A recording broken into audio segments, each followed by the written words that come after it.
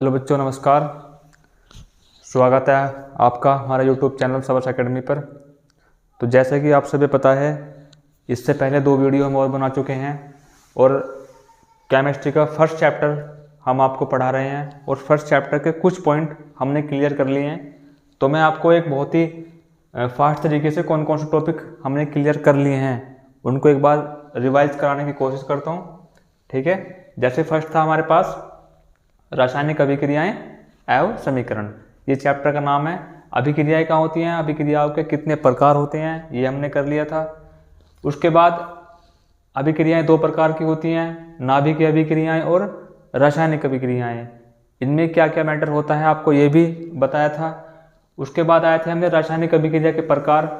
जैसे फर्स्ट है हमारे पास संयोजन अभिक्रिया या फिर योगात्मक अभिक्रिया, ये भी बताया था। इसमें एक पदार्थ नए पदार्थ से जुड़ता है। फिर था हमारे पास विस्थापन अभिक्रिया या प्रतिस्थापन अभिक्रिया। इसमें क्या था, आयन परमाणु अपने स्थान छोड़ देता है, ठीक है, और दूसरी जगह स्पीच में मिल जाता है। फिर उसके बाद थी हमारे पास अनुत्क्रमणीय अभिक्रिया। ठीक है, ये करा देता है, यानी कि जो इसकी डायरेक्शन है वो सिर्फ एक दिशा में होगी, रिवर्स नहीं होगी। इसको क्या बोलते हैं, अनुत्क्रमणीय अभिक्रिया। फिर थी हमारे पास उत्क्रमणीय अभिक्रिया। उत्क्रमणीय अभिक्रिया थी हमारे पास जो डायरेक्शन में हम चल रहे हैं और वापस भी उसी डायरेक्शन में क्या आएंगे, हम वापस आएंगे। यानी कि जिस वेग से हम 2 पदार्थों को मिला रहे हैं उसी वेग से हम पदार्थों को वापस भी कर सकते हैं। ठीक है, उसके बाद थी हमारे पास कौन सी, अपघटन अभिक्रिया है। अपघटन अभिक्रिया क्या होती है कि जब एक या एक से अधिक अणु सरल अणुओं में क्या होता है, टूट जाता है। ये भी कंफर्म कराई थी, आपको बताया था बहुत अच्छे से। फिर थी हमारे पास कौन सी, वियोजन अभिक्रियाएं। कौन सी, वियोजन अभिक्रियाएं। देखो वियोजन अभिक्रियाओं में क्या था, यानी कि सरल अणु क्या होता है, एक या एक से अधिक अणुओं में टूट जाता है। लेकिन इसमें जो मेन पॉइंट क्या था कि हमारे पास जो अभिक्रिया होगी वो कैसी होगी, उत्क्रमणीय होगी। कैसी होगी वो अभिक्रिया, उत्क्रमणीय अभिक्रिया होगी, ये बताया था आपको। इसके बाद थी हमारे पास द्विविस्थापन या उभय अपघटन अभिक्रियाएं। द्विविस्थापन या उभय अपघटन अभिक्रियाएं, इसमें क्या था, अभिकारकों के बीच क्या होता है, आयनों का आदान प्रदान होता है, एक्सचेंज होता है, एक्सपोर्ट इंपोर्ट होता है। ठीक है, आयनों का आदान प्रदान होता है। ठीक है, कैसे, ये क्या होते हैं, आयन होते हैं प्लस और माइनस, प्लस और माइनस, यानी किसी भी तत्व के, किसी भी अणु के ऊपर प्लस या माइनस लगा हुआ होगा, वो कैसे होंगे, उसके आयन होंगे। और आयन कैसे होते हैं ये भी आपको बताया था। ठीक है, उसके बाद थी हमारे पास ऊष्माक्षेपी अभिक्रिया। क्या होती है, ऊष्माक्षेपी अभिक्रिया। ये बताया था कि इन अभिक्रियाओं में क्या होता है, ऊष्मा का उत्सर्जन होता है या ऊष्मा उत्सर्जित होती है, यानी कि ऊष्मा बाहर निकलती है। ठीक है, इसके बाद हमारे पास क्या है, ऊष्माशोषी अभिक्रिया। देखो ये हमारे पास है ऊष्माक्षेपी अभिक्रिया, ऊष्मा उत्सर्जित होती है। अगला पॉइंट है हमारे पास ऊष्माशोषी अभिक्रिया। ऊष्माशोषी अभिक्रिया, इसमें क्या होता है, इसमें होता है ऊष्मा का अवशोषित होना। क्या होता है, ऊष्मा का अवशोषित होना। इसके मतलब क्या है, अगर हम किसी पदार्थ की अभिक्रिया करते हैं ऊष्मा के साथ, ऊष्मा के साथ क्या करते हैं, अभिक्रिया करते हैं, तो हमारे पास जो भी उत्पाद निकल के आएगा उसमें ऊष्मा काउंट नहीं होगी। इसके मतलब क्या है, ऊष्मा क्या हो जाएगी, अवशोषित हो जाएगी। ठीक है, यहाँ पे लिखा हुआ है कौन सी अभिक्रिया है, ऊष्माशोषी अभिक्रिया। इसमें क्या होता है, इन रासायनिक अभिक्रियाओं में ऊष्मा क्या होती है, यहाँ पे ऊष्मा अवशोषित होती है। क्या होती है, ऊष्मा अवशोषित होती है। ऊष्माक्षेपी में क्या था, ऊष्मा निकल रही है, उत्पादक के साथ ऊष्मा बाहर निकल रही है।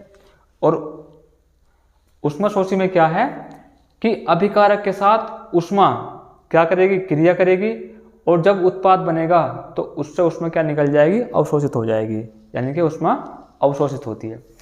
ठीक है, कैसे होगी, अगर मैं PCl5 को ऊष्मा के साथ क्या करता हूँ, अभिक्रिया करता हूँ, अगर मैं PCl5 को ऊष्मा के साथ अभिक्रिया करता हूँ तो PCl3 प्लस Cl2 यानी कि क्लोरीन गैस क्या निकलती है, क्लोराइड गैस बाहर निकलती है। ठीक है, अगर मैं PCl5 को किसके साथ, ऊष्मा के साथ अभिक्रिया करता हूँ, ऊष्मा अवशोषित होती है। अवशोषित का मतलब क्या होता है, छिपना। क्या होता है, छिपना। अगर मैं PCl को उष्मा के साथ अभिक्रिया कर रहा हूँ तो मेरे पास क्या पदार्थ बनता है, जो तत्व बन के निकलेगा, अणु बन के निकलेगा, PCl3 और Cl2। ठीक है, नेक्स्ट एग्जाम्पल क्या है इसमें हमारे पास, N2 plus O2, N2 plus O2, यानी कि मैं नाइट्रोजन को अगर मैं ऑक्सीजन के साथ अभिक्रिया कर रहा हूँ तो मेरे पास क्या बनता है, नाइट्रो ऑक्साइड बनता है। क्या बनता है, नाइट्रो ऑक्साइड बनता है। यानी कि क्या हो रहा है यहाँ पे कहीं ना कहीं इसमें ऊष्मा का भी क्या हो रहा है, अवशोषण हो रहा है। क्या हो रहा है, ऊष्मा का अवशोषण हो रहा है। ठीक है, और जब ऊष्मा का यहाँ पे अवशोषित ऊष्मा हो रही है, ऊष्मा अवशोषित हो रही है, तो इसका मतलब ये नहीं कि यहाँ पे ऊष्मा जाके बाहर निकलेगी, नहीं, यहाँ पे ऊष्मा बाहर नहीं निकलेगी, क्योंकि हम क्या कर रहे हैं, ऊष्मा शोषी अभिक्रिया कर रहे हैं, जहाँ पे ऊष्मा का अवशोषित होना पाया जाता है। ठीक है,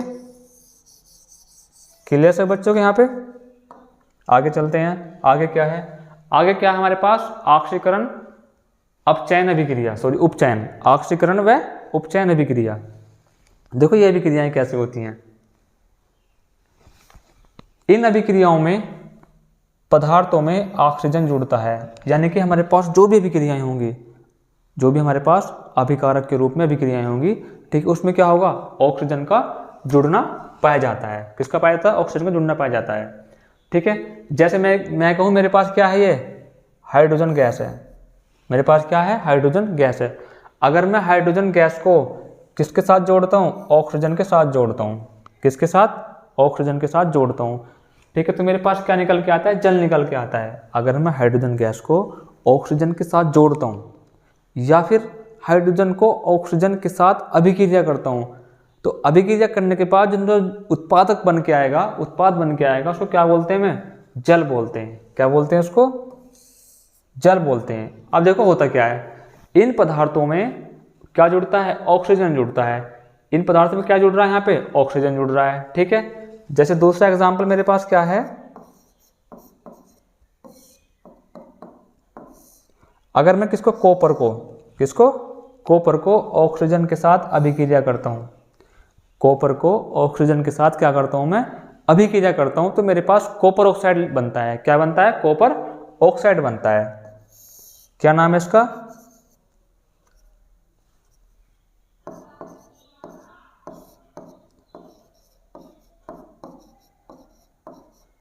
कॉपर ऑक्साइड। ठीक है, तो कैसे अभिक्रियाएं होती हैं, ऑक्सीकरण अभिक्रियाएं, या इसका दूसरा नाम वो क्या है, उपचयन अभिक्रियाएं, यानी कि जहां पे ऑक्सीजन जुड़ता है। इस अभिक्रिया में पदार्थ में क्या जुड़ता है, ऑक्सीजन जुड़ता है। पदार्थ में क्या जुड़ता है, ऑक्सीजन जुड़ता है। ठीक है, तो वो कैसी होंगी, ऑक्सीकरण या उपचयन अभिक्रियाएं होंगी। जैसे यहाँ पे क्या जुड़ रहा है, ऑक्सीजन जुड़ रहा है। ठीक है, चले नेक्स्ट, देखो अगला पॉइंट क्या है। अगला पॉइंट है मेरे पास अपचयन अभिक्रियाएं। क्या होती है, अपचयन अभिक्रियाएं। कौन सी, अपचयन अभिक्रियाएं। अपचयन अभिक्रियाओं में क्या होता है, इन अभिक्रियाओं में पदार्थ से ऑक्सीजन क्या होता है, अलग होता है। यानी कि मेरे पास कोई पदार्थ है, अगर मैं किसी पदार्थ की ऑक्सीजन के साथ क्या कर रहा हूँ, अभिक्रिया कर रहा हूँ, तो अभिक्रिया के साथ साथ वो क्या होगा, ऑक्सीजन से अलग हो जाएगा। तो जहाँ पे किसी तत्व से, किसी पदार्थ से ऑक्सीजन अलग होना पाया जाता है, किसी पदार्थ से ऑक्सीजन अलग होना पाया जाता है, तो ऐसी अभिक्रिया को बोलते हैं हम क्या, अपचयन अभिक्रियाएं। ठीक है, जैसे मेरे पास ये एग्जाम्पल है, कॉपर ऑक्साइड। क्या है मेरे पास, कॉपर ऑक्साइड। अगर मैं कॉपर ऑक्साइड की अभिक्रिया करता हूं किसके, हाइड्रोजन गैस के साथ, तो मेरे पास क्या निकलता है, कॉपर निकलता है। उसके बाद क्या निकलता है, जल निकलता है।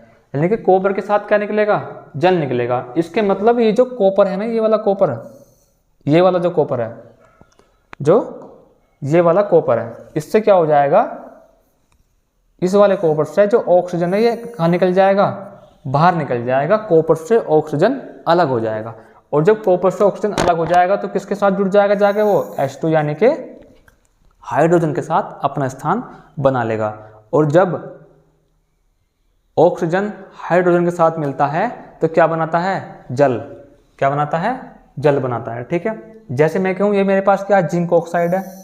क्या मेरे पास ये जिंक ऑक्साइड।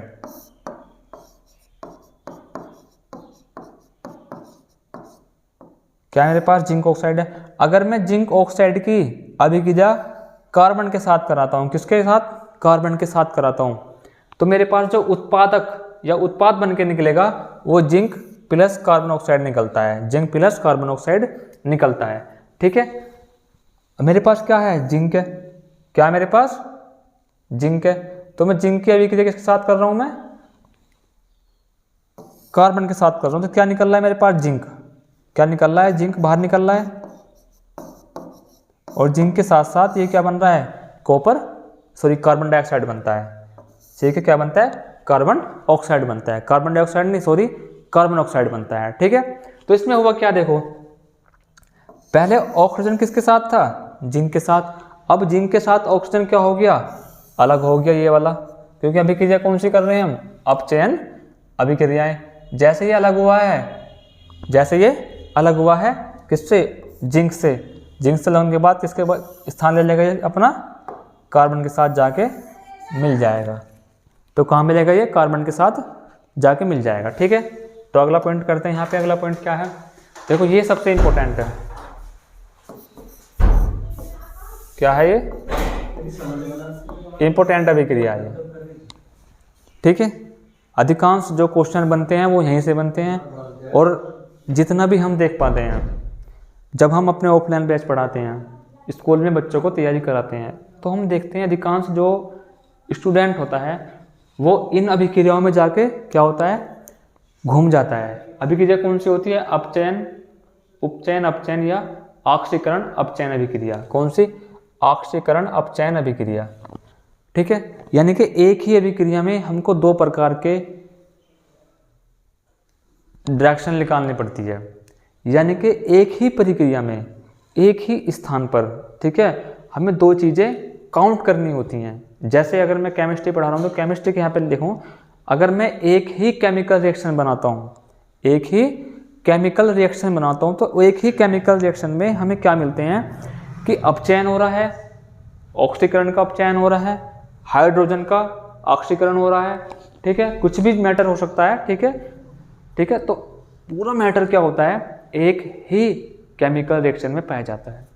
ठीक है, और हम अधिकांश बच्चों को देखते हैं कि बच्चा पढ़ना तो चाहता है, लेकिन बहुत से टीचर हैं ऐसे जो बच्चों को एक अच्छी डायरेक्शन में चलने के लिए मोटिवेट नहीं करते। हमने खूब देखा है, हमने अपने आसपास ये देखा है। ठीक है, तो जितने भी बच्चे हैं, और मैं बच्चे के गार्जियन से यही बात अब फिलहाल कहना चाह रहा हूँ कि अब आपको पता है कि बोर्ड के एग्ज़ाम आपके बहुत नज़दीक हैं, और सर्दी का मौसम है, टाइम बहुत कम मिलता है बच्चों को पढ़ने के लिए। और तो इसलिए मैं अपने गार्जियन से कह रहा हूँ इस वीडियो के माध्यम से कि अपने बच्चों को थोड़ा सा समय दें, थोड़ा सा उनके गाइडेंस करें। ठीक है, उनको एक सही दिशा में डायरेक्शन दिखाएं।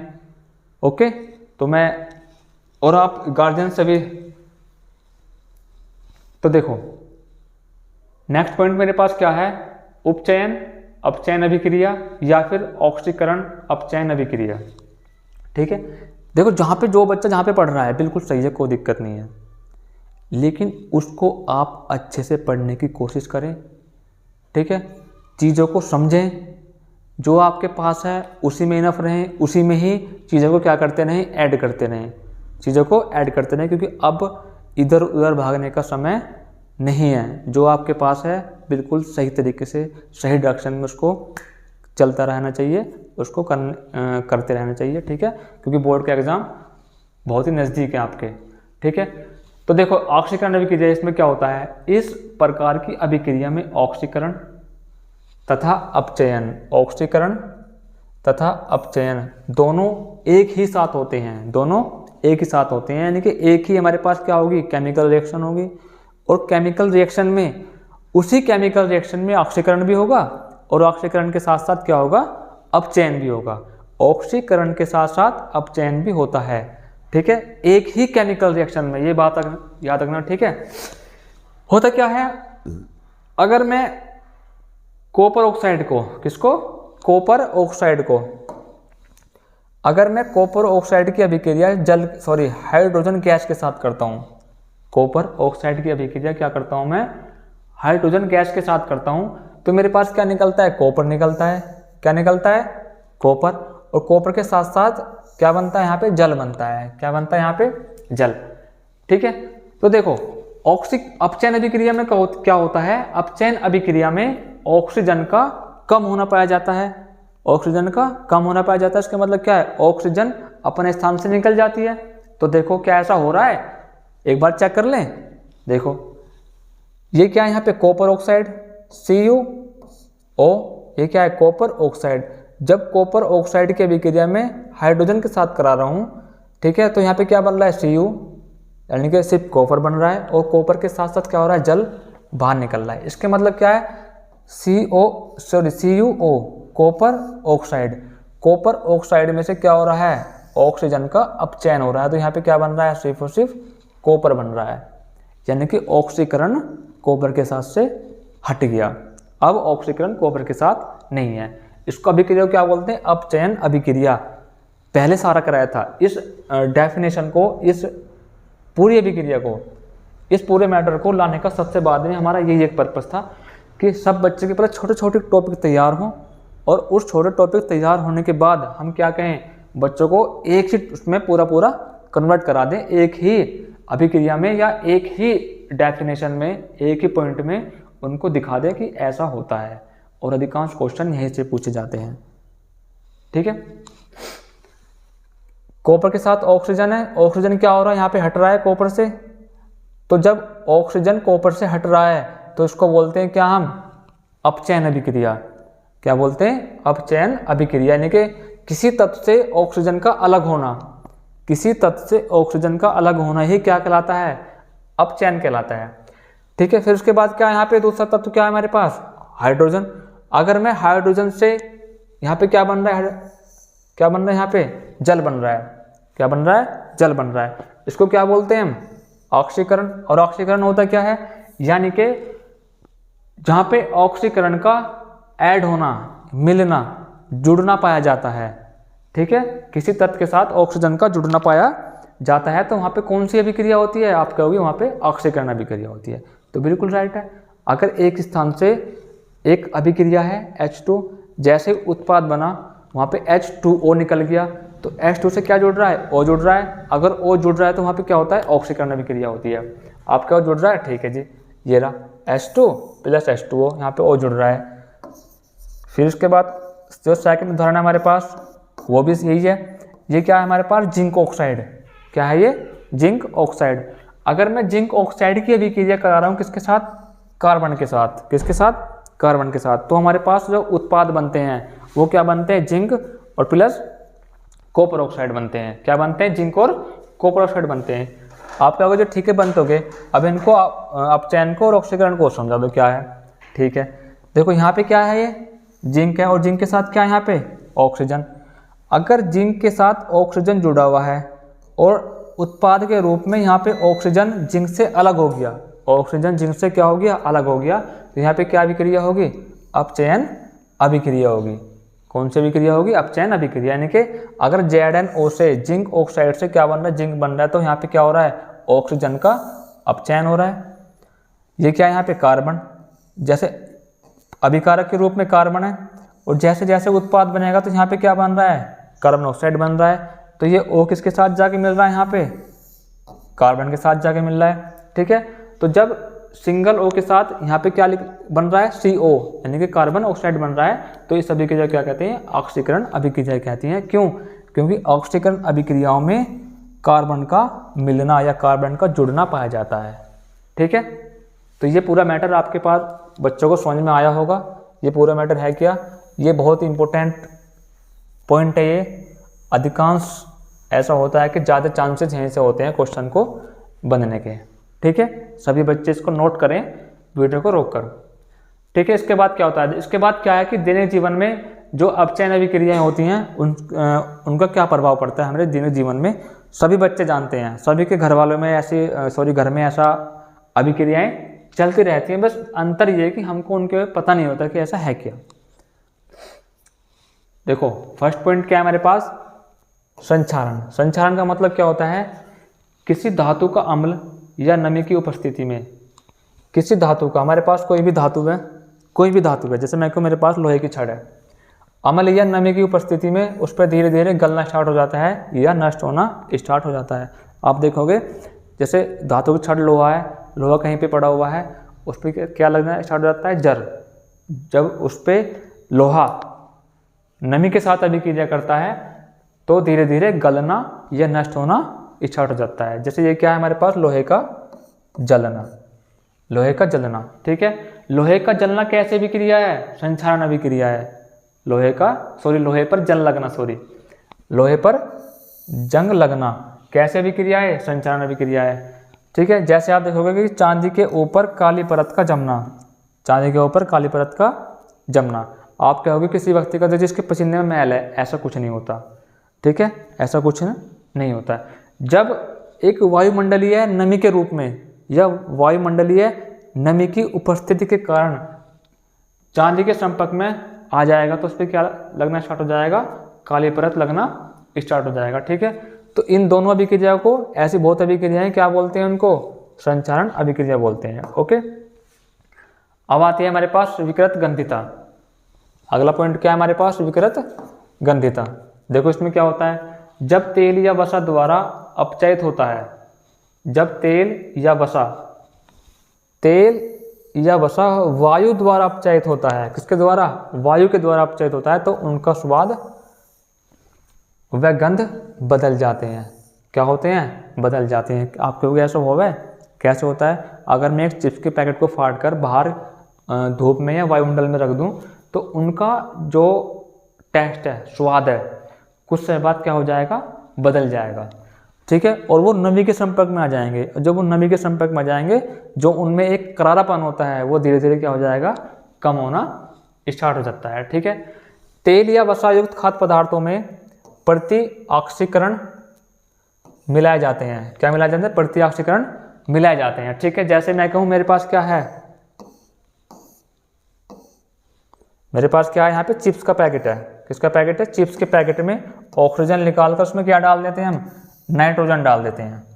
ऑक्सीजन निकालकर क्या डालते हैं, नाइट्रोजन डालते हैं। देखो ये समझो होता क्या है, चिप्स के पैकेट में आपको पता है कुछ भी नमकीन पदार्थ डले हुए होते हैं, ठीक है, और वो एक लंबे समय तक क्या रहते हैं, करारे करारे रूप में रहते हैं, सभी पता है, ठीक है। और आपको पता है कि फ्री में हमें क्या मिलती है, ऑक्सीजन गैस मिलती है। उठाया, चिप्स के पैकेट में भर दिया, फ्री में मिल गई।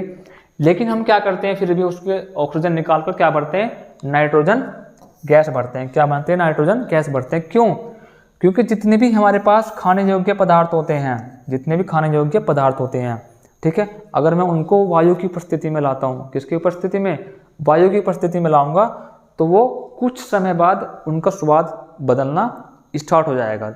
धीरे धीरे उनके टेस्ट में क्या आ जाएगा, चेंजिंग आ जाएगा, ठीक है। क्यों, क्योंकि चिप्स के जो पैकेट होते हैं, जैसे मैं उसमें नमक होता है, मिर्च होता है, जब वो वायु के संपर्क में आएंगे तो वो पिघलना स्टार्ट कर देंगे, और जब वो पिघलेंगे तो वो अंदर से क्या बनाएंगे, नमी बनाएंगे। और जब वो नमी बनाएंगे, क्या बनाएंगे, नमी बनाएंगे, तो कुछ समय बाद खराब होना स्टार्ट हो जाएंगे, ठीक है। तो मैं क्या करता हूँ, ऑक्सीजन को निकालकर, किसको निकालकर, ऑक्सीजन को निकालकर क्या भर रहा हूँ उसमें, नाइट्रोजन गैस भर रहा हूँ। क्या भर रहा हूँ उसमें, नाइट्रोजन गैस भर रहा हूँ। अब नाइट्रोजन गैस क्या होती है, जो नाइट्रोजन गैस होती है ना, ये वाली जो नाइट्रोजन गैस होती है, आप किसी भी पदार्थ को एक लंबे समय तक, कुछ टाइम तक उसमें रख दो।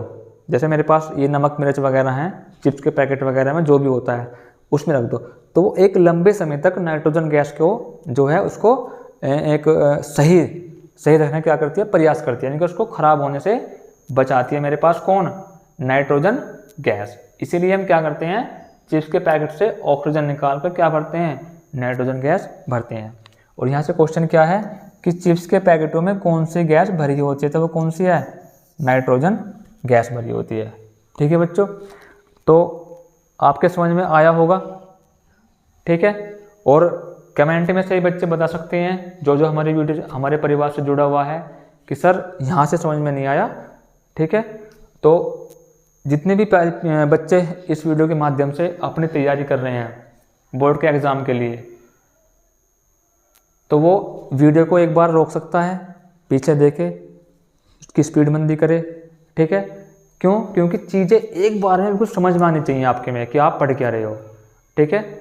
और अपनी तैयारी को अच्छे से करें। फर्स्ट चैप्टर ये कंप्लीट है। ठीक है, अगली वीडियो में हम आपको चॉइस मल्टीप्लाई चॉइस क्वेश्चन लाएंगे। ठीक है, तो तब तक आप स्वस्थ रहें और अपनी तैयारी को करते रहें। ओके, धन्यवाद।